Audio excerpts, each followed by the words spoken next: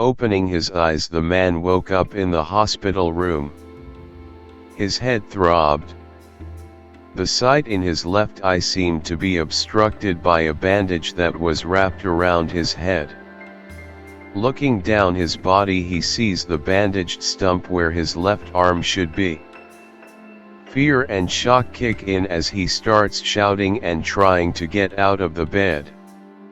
He falls to the floor, the four in his arm rips out, spilling blood onto his gown. The metallic smell hits his nostrils and makes him feel sick. Two nurses and an orderly come running into the room and try to help him back into the bed. They are closely followed by a doctor. "Where am I? What the hell's happened to me? Who are you people?" The man tries to fight back, but he's too weak. "I'll explain everything to in good time, sir, but for now I need you to calm down. You are in a hospital, you've been involved in a serious incident." One of the nurses reaches for a needle with sedatives. The doctor slowly shakes his head as the man stops struggling and begins to weep on the bed. "Sir, would you like something to help you sleep?" The doctor asks. "I just want to know what's going on." He replies, "Where's my wife? Carol, where's Carol, and my daughter Emily? Are they here?" The doctor picks up his chart from the bottom of the bed and flips through the papers attached to it. "I'm sorry you were alone when they found you. I'll ask around, but those names aren't familiar to me. You seem to have your memories. Do you know what your name is?" The doctor asks, still looking through his notes. "Michael. Michael Smith. I have some memories, but everything is foggy. I don't remember how I ended up here." The doctor takes out his little flashlight and shines it in Michael's eye. "Good reactions. All I know is what is written on the sheet, unfortunately." "What do you remember?" he asks, checking over Michael and making sure he's comfortable. "Not much. I remember running. I was with my wife and my daughter, but I don't know why we were running. I think we were being chased." The doctor writes the new notes on his charts. "Well, everything seems to be healing quite well. Your temperature is still a little high, so I'd like to keep you on the antibiotics for a few more days. Do you remember anything from before the incident?" Michael looked at his arm and thought for a second. "The incident," he said, almost asking himself. "I remember the army came to our town. We were at war and going to be invaded, I think. Is that how this happened? Is that what happened to my arm? Oh my God, Carol, Emily, what if they're being held prisoners somewhere, or worse, what if they're... What if... Oh my God, I can't even say it. I need to find my family." The doctor gave him a friendly smile. "We can find out all that in due time. There is a doctor coming to see you, a Dr. Bailey. He will fill in a few of the questions you have. For now, though, I suggest you get some rest. It's the best thing for recovery. I'll phone around a few places and ask about your wife and daughter." The doctor leaves and heads into his office. Closing the door, he picks up his phone. "I need to speak to Dr. Bailey immediately." Dr. Bailey, one of the patients, has woken up. He has full cognitive functions. He has memory loss from during the incident, but some memories from before. A little while later, a man enters Michael's room. "Hello, I'm Dr. Bailey. I won't ask how you're feeling. That's a pretty dumb question. It's simply remarkable that you are awake, Mr. Smith. You were found in a really bad way, but we have some of the best doctors in this compound, so you're in good hands. I will need to see you properly once you're feeling up to it, to help you rehabilitate into society. Things are a little different out there. I'm sure you have 101 questions. All in good time though. For now I need you to focus on getting better. If you need anything at all, please feel free to ask any of the nurses or the doctors, they're all here to help.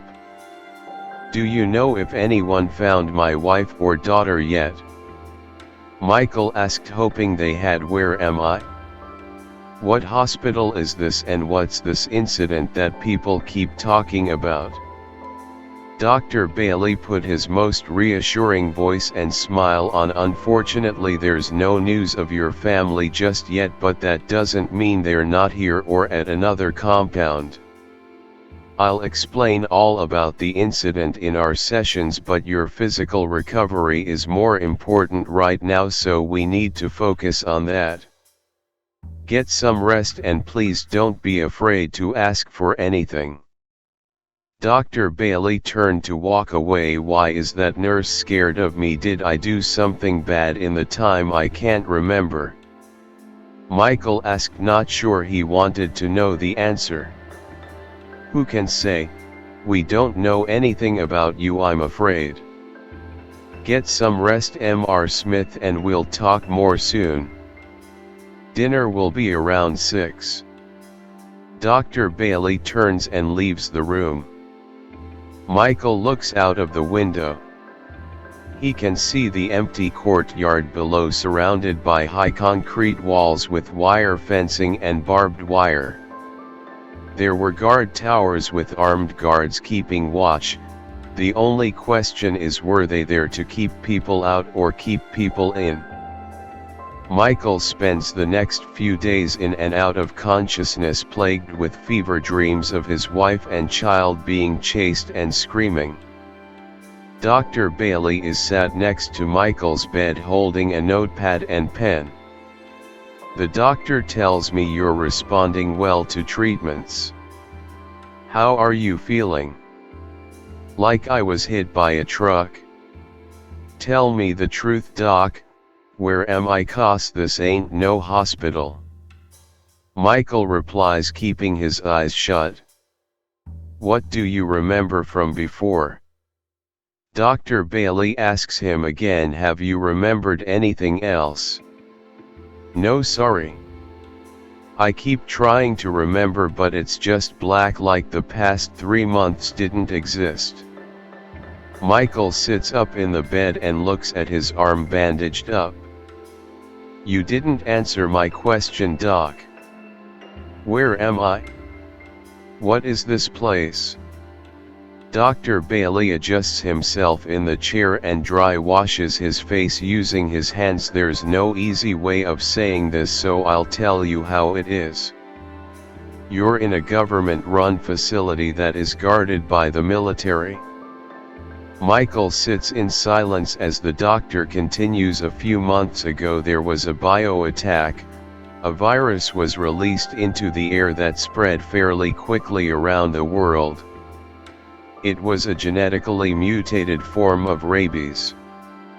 At first it was believed to have been an airborne virus, but we soon learned that it was also passed on through saliva. People who were infected presented as dead, so a lot of hospitals became hotspots for the virus attacks. Another symptom presented was an insatiable hunger that often resulted but wasn't limited to cannibalism.